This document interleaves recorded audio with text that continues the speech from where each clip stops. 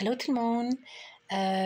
J'espère que vous allez bien. Je voulais juste vous partager un petit intro. Je fais un petit intro pour une vidéo que je vous partage qui est en anglais. J'ai trouvé un logiciel pour traduire des vidéos en français. Je suis vraiment contente. C'est pas parfait, mais c'est mieux que rien et je trouve que ça va être utile pour vous donner de l'information en français. Que je trouve qu'on manque beaucoup d'informations en français. Il y en a plein qui circulent en anglais.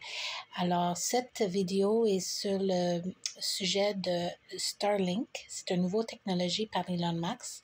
Et vous allez voir à quel point que cette technologie-là va faire aller plus vite, mettre les choses en place pour le système de la bête encore plus vite. Alors, on voit vraiment à quel point Jésus est vraiment proche. Alors, j'espère que vous aimez la vidéo et que ça vous bénisse. Vous pouvez mettre vos commentaires en bas du vidéo aussi pour me laisser savoir comment vous trouvez ce genre de traduction. OK? Merci beaucoup et soyez bénis. Eh bien, la tribulation est proche. Cela le confirme.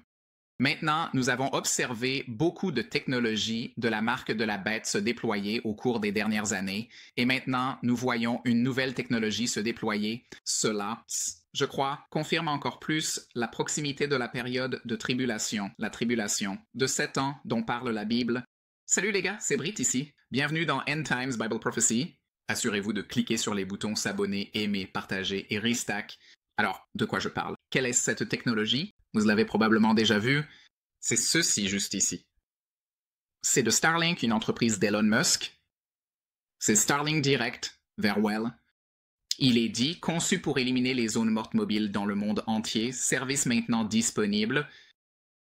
Quand nous lisons plus bas, il est dit couverture omniprésente. Les satellites Starlink avec des capacités directes vers le mobile permettent un accès omniprésent aux textos, appels et navigation où que vous soyez sur terre, lac ou eau côtière.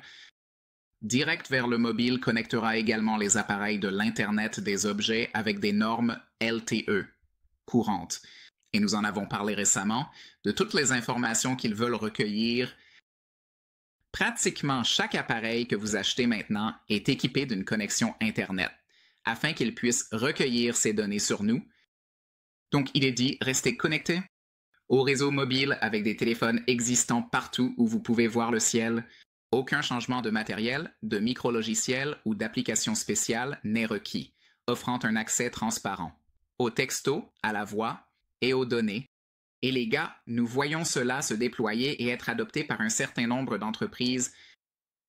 Donc nous avons cela du registre. Il est dit que Starlink Direct vers le mobile arrive en Ukraine. Et cela dit que c'est d'il y a 1 mois, mais il est dit opérateur mobile ukrainien. Kyivstar déploiera la connectivité satellite directe vers le mobile via Starlink. Selon Kyivstar, il s'attend à ce que les messages fonctionnent d'ici la fin de 2025 et s'étendra avec la voix et les données plus tard. Le service utilise des satellites Starlink équipés pour fonctionner comme des tours cellulaires virtuelles, permettant aux utilisateurs de se connecter directement en utilisant des appareils mobiles standards.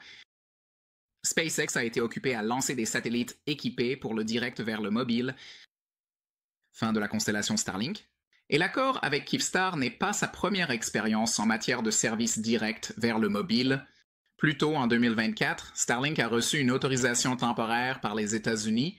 La Commission fédérale des communications a autorisé l'exploitation de services téléphoniques par satellite direct vers le mobile dans les zones touchées par l'ouragan Helen. Une autorisation a été accordée pour d'autres services aux États-Unis, à condition qu'il n'y ait pas d'interférence nuisible. Nous voyons donc cette expansion alors que les gouvernements l'autorisent et qu'elle est adoptée par de plus en plus de personnes. Nous avons lu cela dans Zero Edge fin janvier. Il est dit que Musk Starlink étend rapidement son empreinte en Afrique. Elon Musk. Starlink a rapidement étendu sa présence en Afrique, opérant désormais dans 15 pays en janvier 2025.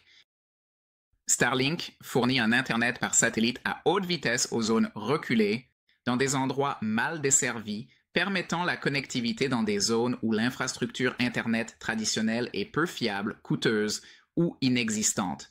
en utilisant une constellation de satellites en orbite basse. Et ils ont ici une carte montrant la différence de coût. Et dans de nombreux endroits, il est beaucoup moins cher d'utiliser Starlink, ce qui signifie que nous allons voir une adoption très rapide de Starlink dans ces lieux. Starlink devient de plus en plus abordable en Afrique, avec des forfaits mensuels dans des pays comme le Kenya et le Zimbabwe, nettement moins chers que les fournisseurs de services Internet traditionnels, souvent à moins de la moitié du coût dans au moins 5 pays africains, spécifiquement le Ghana, le Kenya, le Zimbabwe, le Mozambique et le Cap-Vert. Starlink est maintenant moins cher que le principal fournisseur de services Internet fixe. Les gars, nous avons déjà examiné cette constellation. Scott Townsend est celui qui a attiré mon attention sur cela en premier. Ceci est une simulation de ce à quoi ressemble la couverture du réseau de satellites Starlink. Comme nous le voyons ici, nous avons ces zones plus reculées au pôle nord et sud. Donc, vous savez, ça ressemble un peu au sommet de ma tête chauve ici. Mais le reste de la Terre est à peu près couvert par toutes ces choses, n'est-ce pas? Donc,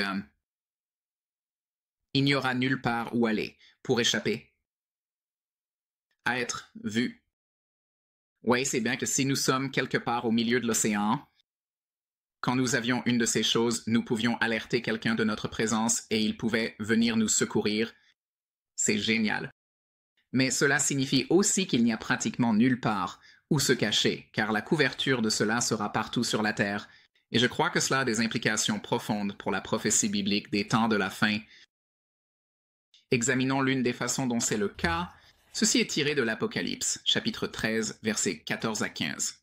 Il est dit: et avec tous les miracles qu'il était autorisé à accomplir au nom de la première bête, il a trompé tous les gens qui appartenaient à ce monde, lui étant le faux prophète. Il a ordonné aux gens de faire une grande statue de la première bête, qui serait l'Antéchrist, qui avait été mortellement blessé, et qui est ensuite revenu à la vie. Il a ensuite été autorisé à donner vie à la statue afin qu'elle puisse parler. Puis la statue de la bête a ordonné que quiconque, refusant de l'adorer, doit mourir. Donc, encore une fois, il a trompé. Tous les gens qui appartiennent à ce monde, il a ordonné, à toutes ces personnes. Cela implique la capacité de diffuser à chaque personne sur le globe, et bien sûr, nous pouvons voir comment cela serait possible maintenant. En dehors du surnaturel, pendant de nombreux siècles, il était impossible de faire cela. Maintenant, nous pouvons voir avec cette technologie que oui, c'est possible. Nous lisons aussi cela dans la Genèse, chapitre 11, versets 1 à 9, à propos de la tour de Babel. Je crois que la tour de Babel est une prophétie des choses à venir. Oui, c'est une histoire du livre de la Genèse.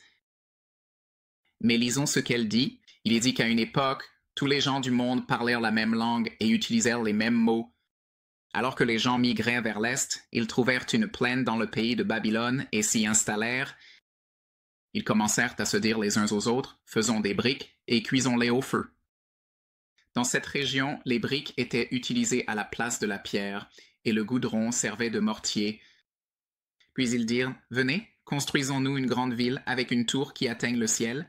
Cela nous rendra célèbres et nous empêchera d'être dispersés à travers le monde entier. D'autres traductions diront, construisons un monument à notre grandeur. Ainsi, se mettant à la place de Dieu. Mais le Seigneur descendit pour voir la ville et la tour que les gens construisaient. Regardez, dit-il, les gens sont unis et ils parlent tous la même langue. Après cela, rien de ce qu'ils entreprendront ne leur sera impossible. Venez, descendons et confondons les gens avec des langues différentes. Ainsi, ils ne pourront pas se comprendre. De cette manière, le Seigneur les dispersa à travers le monde entier et ils cessèrent de construire la ville. C'est pourquoi la ville fut appelée Babel, car c'est là que le Seigneur confondit les gens avec des langues différentes. Ainsi, il les dispersa à travers le monde entier. Et bien sûr, cette histoire explique comment nous avons eu différentes tribus et nations et différentes langues. Mais gardez à l'esprit que, dit-on ici, Dieu a-t-il simplement dit « Hé, je vais faire ça pour le plaisir ?» Non, il a dit « Les gens sont unis, c'est-à-dire politiquement unis dans leur but et ce qu'ils entreprennent, et ils parlent tous la même langue, donc ils peuvent tous communiquer librement les uns avec les autres. Et après cela, rien de ce qu'ils entreprendront ne leur sera impossible. Eh bien, alors que nous entrons dans les temps de la fin, regardez cela, juste ici. Cela va unir le monde de nombreuses façons, et nous avons déjà vu. Nous voyons déjà des traductions en temps réel de différentes langues par texte. Nous nous améliorons à voir l'IA en temps réel, parler des langues, ainsi les gens pourront simplement, à un moment donné, c'est avoir peut-être comme un AirPod. Il traduit simplement ce qu'ils entendent. Quelqu'un parle en japonais, je l'entends en anglais, je leur parle en anglais, ils l'entendent en japonais. Et le monde entier deviendra uni parce que nous savons cela de l'Apocalypse, chapitre 13, verset 7. Il est dit, « Et la bête fut autorisée à faire la guerre aux saints de Dieu et à les vaincre, et il lui fut donné autorité pour régner sur toute tribu, peuple, langue et nation. » Donc, le monde sera uni sous l'Antéchrist. Pendant cette période, nous lisons dans l'Apocalypse chapitre 16 et l'Apocalypse chapitre 19, « Les rois de la terre se rassemblent pour faire la guerre contre le Seigneur. » N'est-ce pas? Armageddon n'est pas les gens du monde qui se rassemblent et se battent contre eux, c'est les gens du monde qui se rassemblent pour attaquer le Seigneur Jésus-Christ. Ainsi, rien de ce qu'ils entreprennent ne leur sera impossible. Cela me semble impossible en ce moment, mais c'est ce que nous lisons dans l'Apocalypse, chapitre 16, l'Apocalypse, chapitre 19. Bien sûr, nous voyons ce royaume mondial. Nous n'avons jamais vu un véritable empire mondial. Ce serait très grand et ingérable, et presque impossible à gouverner le poids bureaucratique de cela. Nous regardons juste l'Empire romain dans les temps anciens qui étaient les régions autour de la mer Méditerranée, et il a fini par se diviser en deux, parce qu'il est devenu un cauchemar bureaucratique. C'était juste la région autour de la mer Méditerranée.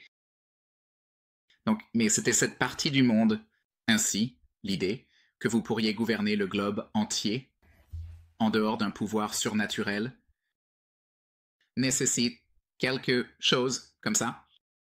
Ce type de technologie en tandem avec l'intelligence artificielle, l'informatique quantique, toutes les différentes technologies qui arrivent, les essaims de drones que nous voyons se former, en ce moment, nous pouvons voir comment. Starlink pourrait jouer un rôle dans cela? Et puis, bien sûr, que dire de cela dans l'Apocalypse chapitre 11, versets 7 à 10? Il est dit, quand ils auront terminé leur témoignage, cela parle des deux témoins de Dieu. La bête qui monte de l'abîme leur fera la guerre, les vaincra et les tuera. Et leurs corps reposeront dans la rue principale de Jérusalem, la ville qui est appelée symboliquement Sodome et Égypte, la ville où leur Seigneur a été crucifié. Et pendant 3 jours et demi, tous les peuples, tribus, langues et nations regarderont leurs corps. Personne ne sera autorisé à les enterrer. Tous les habitants de ce monde se réjouiront de leur sort et s'offriront des cadeaux pour célébrer la mort des 2 prophètes qui les avaient tourmentés. Alors, réfléchissez à cela. Nous avons les corps des 2 témoins gisant dans une rue de Jérusalem, et pourtant, au cours de 3 jours et demi, tous les peuples, tribus, langues et nations du monde regardent leurs corps. Comment est-ce possible? Possible avec des milliards de personnes sur Terre.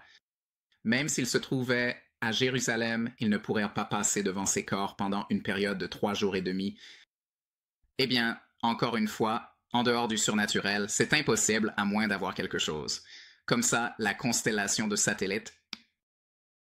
Et vous avez lien des étoiles, directement sur le téléphone où tout le monde sur Terre a l'un de ces appareils en main, et ils sont capables de diffuser en direct partout dans le monde et voir ce qui se passe et regarder les corps des 2 témoins gisant dans les rues de Jérusalem. Alors, les gars, pour moi, ceci ici, cela confirme que la tribulation est proche, pas par elle-même, mais lorsqu'elle est prise en tandem avec tous les autres signes que Jésus et les prophètes ont dit de rechercher. Nous voyons ces signes autour de nous aujourd'hui. Bien sûr, nous voyons le peuple juif de retour sur la terre d'Israël. Nous voyons le peuple juif de nouveau en possession de Jérusalem. Ce sont des signes auxquels Jésus a fait référence, auxquels les prophètes ont fait référence. Nous voyons l'Évangile être proclamé à travers la Terre. Ces mêmes types de constellations de satellites sont utilisés pour apporter la bonne nouvelle de Jésus-Christ aux gens partout sur la Terre. En fin de compte, cela sera finalement accompli pendant la période de tribulation. Mais nous voyons tous ces différents signes, la montée de l'alliance de Gog de Magog, toutes les différentes choses auxquelles la Bible a fait référence, auxquelles les prophètes ont fait référence pour la période de la fin des temps, pour la période de tribulation de 7 ans.